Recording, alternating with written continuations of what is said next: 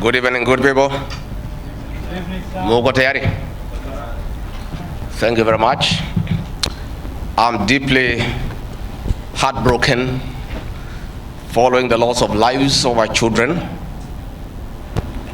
security officers and other Kenyans across the country in yesterday's protests across the country. As a parent, I feel the deep pain of their loss. No parent should have to bury their child, especially in such circumstances. I cry for our children. I am unable to bear the pain. My children, Kevin and Keith, are of the same generation Z. I want to put myself in the shoes of parents who have lost their young children and appreciate the pain, the anguish, the torment. Innocent young children whose only crime was to air their views in a democratic country. My heartfelt condolences, that of my wife, Pastor Dorcas, my son, Kevin and Keith, to the grieving families. May the Lord give them fortitude, the grace, the strength to bear the pain. We wish quick recovery to those who are injured and those who are admitted in hospital. The loss and destruction of public and private property during the demonstrations is deeply unfortunate. I empathize with the members of Parliament for the traumatic experience in and out of Parliament. I want to urge our young people that they don't have to destroy property to be heard. I want them to know that members of Parliament are free to exercise their voting right. And should anyone have a problem with a member of Parliament for a certain decision that he or she has made, you'll have an opportunity in the next general election to express your displeasure. Most of those offices that have been touched are public offices put up with the public funds. It's very, very unfortunate. The violence witnessed across the country was unnecessary and uncalled for because violence begets violence. It is unfortunate that it had to get to this. Dialogue is critical to avert similar occurrences in the future. It is now time for restraint and reflection to avoid recurrence of these unfortunate and unprecedented events. The decision by our President this evening to withdraw the finance bill after listening to the people of Kenya is the new beginning that should nurture the culture of consultation and engagement.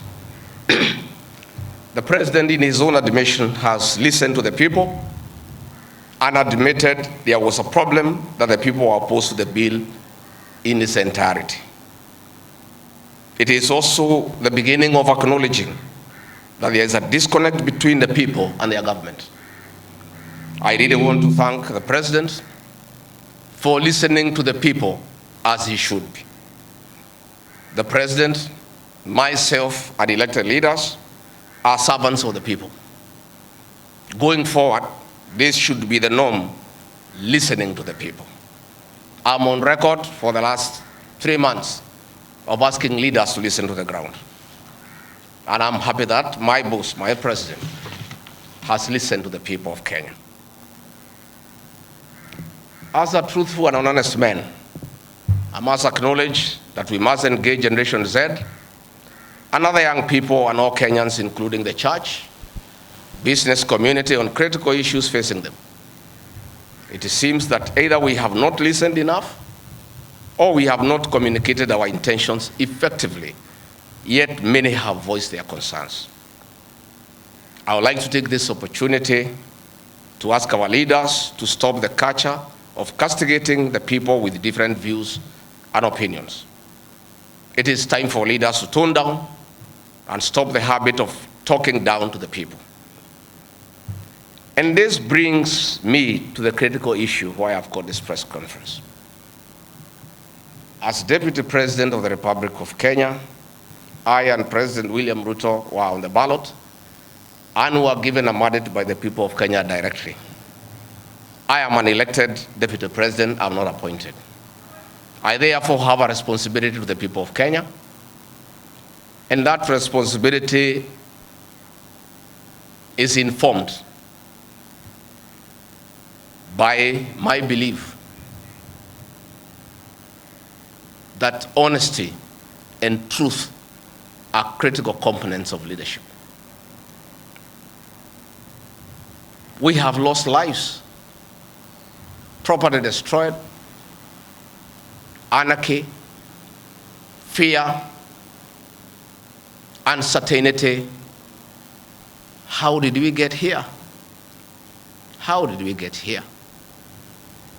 We were just elected the other day as a very popular government. Where did the rain begin to beat us? Where did we stop listening to the people? President William Ruto and I were the darling of the Kenyan people by listening to them, by engaging them.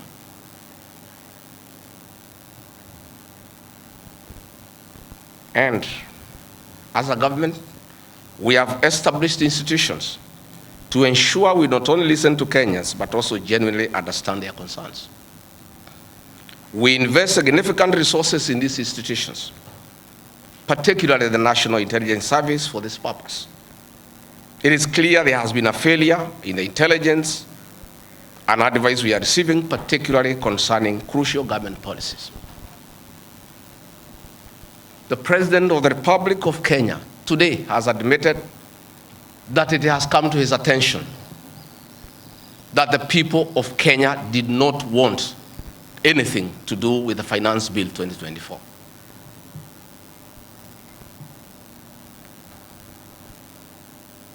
The President has now agreed that we need to listen to the people. And I sympathize with my boss, President William Ruto, because this information was not available to him. I know President William Ruto. Had he known 2 months ago that the people of Kenya did not want anything to do with the Finance Bill 2024, he would not have asked his parliamentary party to push it through. Yet, we have an organization paid by the public to give him and government such information. And that is where the problem is. We have a dysfunctional National Intelligence Service that has exposed the President, the government, and the people of Kenya. Had the National Intelligence Service briefed the President 2 months ago about how the people of Kenya feel about the Finance Bill 2024, so many Kenyans would not have died.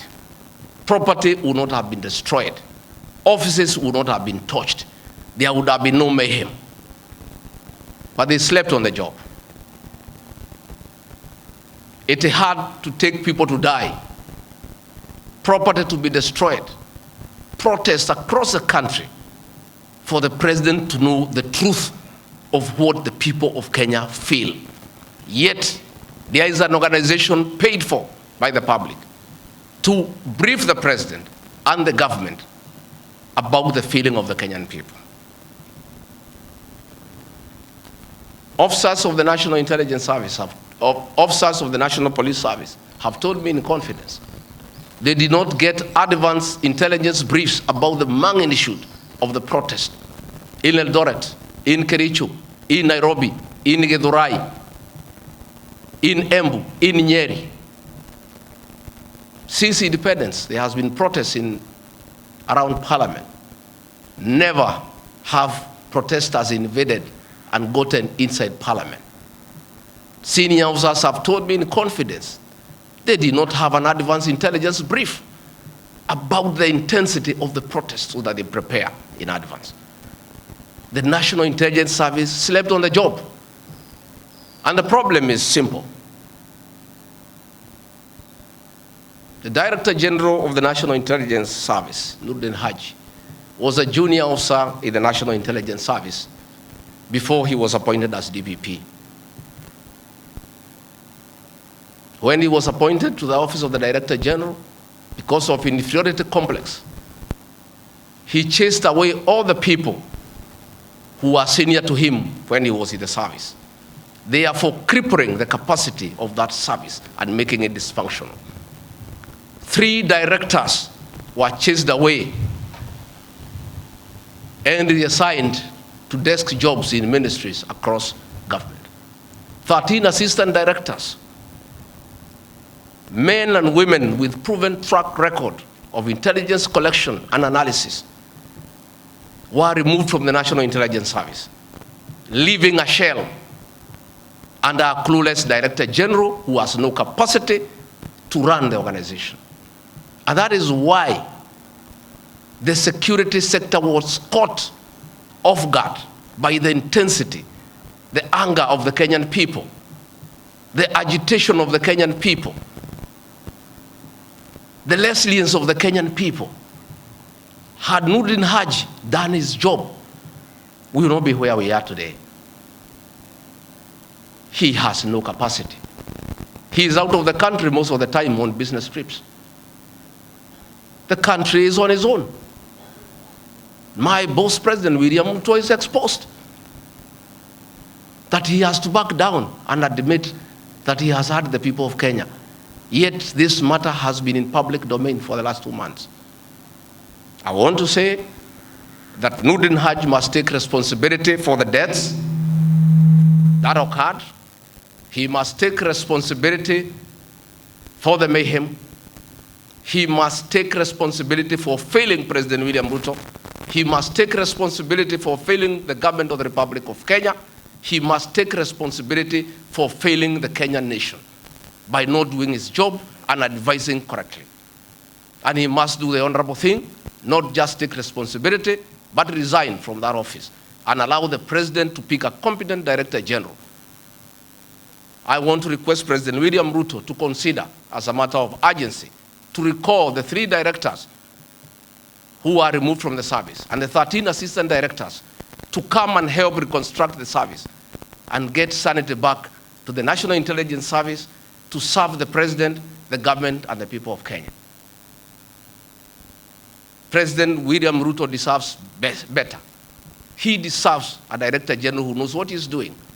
He deserves a National Intelligence Service that is effective and that can analyze situations and keep him and the government informed on what is going on. It is embarrassing to me as Deputy President that it has taken protests, deaths, mayhem, destruction for the president to know the truth.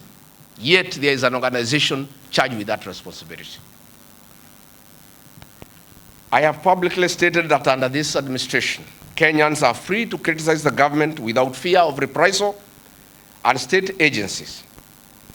This was a promise made by both the president and I when we were sworn in. I want to call upon overzealous heads of security agencies not to be tempted to use the criminal justice system to manage politics. Let us manage politics the conventional way, through reaching out, consensus, and concurrence. I am informed that members of parliament who voted no have already been targeted by the National Intelligence Service for harassment for their political stand. This is a promise the president and I gave to the people of Kenya, that never again shall we use the criminal justice system to manage politics. I want to say that the president and I gave a categorical promise to the people of Kenya that the issue of abductions and extrajudicial killings will never happen again. Sadly, this is back. It is unbelievable that the son of the Honorable Attorney General of Kenya, Justin Bidan Muturi, was abducted at night in a commando style by officers of the National Intelligence Service and held incommunicado for 18 hours. Yet, that is the Honorable Attorney General of the Republic of Kenya. What will happen to other Kenyans? I want to ask our law enforcement agencies to dignify the President and I before the people of Kenya and not backtrack on the promises we made to the people of Kenya, that we shall never again use the criminal justice system to manage politics. Yesterday, Nurdin Haji was trying to put up a team together to craft lies and propaganda and attribute the chaos that were in the country to leaders, I included, former President Uhuru Kenyatta and others. Yet it is very clear, and the President has admitted, that these protests were caused by the anger of the people of Kenya and their refusal of Finance Bill 2024. I want to call on the National Intelligence Service not to take us back to the dark old days of the Nyayo era, where you create propaganda and schemes to undermine leaders and those you don't agree with. I want to say in conclusion, this is a time for reflection and action. And we need to take immediate steps, as the President has guided, and I'm very happy, to engage the Generation Z. And I want to call that generation to tell us whom to engage, because they are leaderless, they are tribeless, they have no organizational structure, but we would like to engage the right people. There could be a temptation among some young people around us in government to pick some friends of theirs and attempt to bring them for discussion. So I want to challenge our young people and salute them for their courage and conviction and the love for their motherland to come up with a structure on how they can engage government in accordance with what President William Ruto has guided this afternoon. In view of the very wise decision by the President, in conformity with the wishes of the Kenyan people, to withdraw Finance Bill 2024 that was in contention, as Deputy President of the Republic of Kenya and a patriotic son of this country, I want to appeal to Generation Z to call off the protests for tomorrow, because their cry has been heard by the President. The President has accepted that there was an issue, there was a disconnect, and the President has done the right thing. And I think it's only fair that we call off the protest so that we don't have further loss of lives and destruction of property. It's an appeal that I've made as a father, as a parent, to our young children. We love you, we respect you. Please, I beseech you as your father, now that the President has given in and accepted to go with the wishes of the Kenyan people, please, my sons and daughters, I plead with you to save lives, to save bloodshed, to save loss of property and lives. My sons, my daughters, please make an announcement this evening and call off the protest. And then we can begin the process of truthful engagement with the Kenyan people. We can begin an honest conversation on how to work on our country. Finally, I want to ask the President and our government to consider a plan on how to help those families that lost their livelihoods as a result of lack of proper advice by the National Intelligence Service. All these things happened because of government failure. It should never happen. Let us see how to compensate to those families, those who are dead. We help those who are in hospital with bills, and we help to bury them. Again, I want to ask Kenyans not to punish members of parliament for the stand that they took. A government is formed by a political party. Once a government has a program in parliament and decides it is good for the people, members of parliament from that party must toe the line I don't want you to punish our members of parliament. They just did what is right in terms of our political formation. Allow them to be. Allow them to support their government, because that's why they were elected as members of the government party. Let us not harass them. Let us not abuse them. Let us not attack their properties. They were just doing what the government wanted. And now that the government has decided to do the right thing, I think we should close that chapter. And if you have a problem with your member of parliament over this matter or any other matter, you will have an opportunity at the right time to punish that member of parliament or affirm he or her by re-electing him or her. And if we do that, it will be good for this country. Finally, I also want to ask the president to consider the issues of the demolitions of houses along Nairobi River. Houses that had approved building plans, built on land with title deed, were demolished, and only a compensation of 10,000 was given, which is unacceptable and unfair. Let us consider any landowner who had a genuine title, who had constructed a house that had been approved by the city authorities for compensation, because it's good to be fair. I really want to thank you and ask the people of Kenya to keep peace and to love one another. Now that this matter of Finance Bill 2024 has been settled, let us all go back to work. Let us be peaceful. Let us not be violent. Let us not talk at each other. Let's try to love one another. We have a beautiful country. We have no other country to run to. Let us not burn our country because of disagreements on issues. And I know as long as we keep on talking to each other, this country is going to places. As Deputy President and Principal Assistant to President William Ruto, again, I want to affirm to the people of Kenya that I will continue helping the President to discharge his duties in the management of the affairs of this country. I'll continue giving him proper and sound advice based on honesty and truth, because I'm the only Kenyan who took the Bible in Kasarani and swore before God and before man to advise President William Ruto. Many people have been very unhappy with me for saying things that are truthful, to a point of trying to isolate me because they didn't want me to say the truth. But I'll keep on saying the truth. I'll keep on being truthful and honest, because that is what the people of Kenya expect me to do. Thank you very much, and good evening. Asanteni sana. Tumeshukuru sana. Thank you.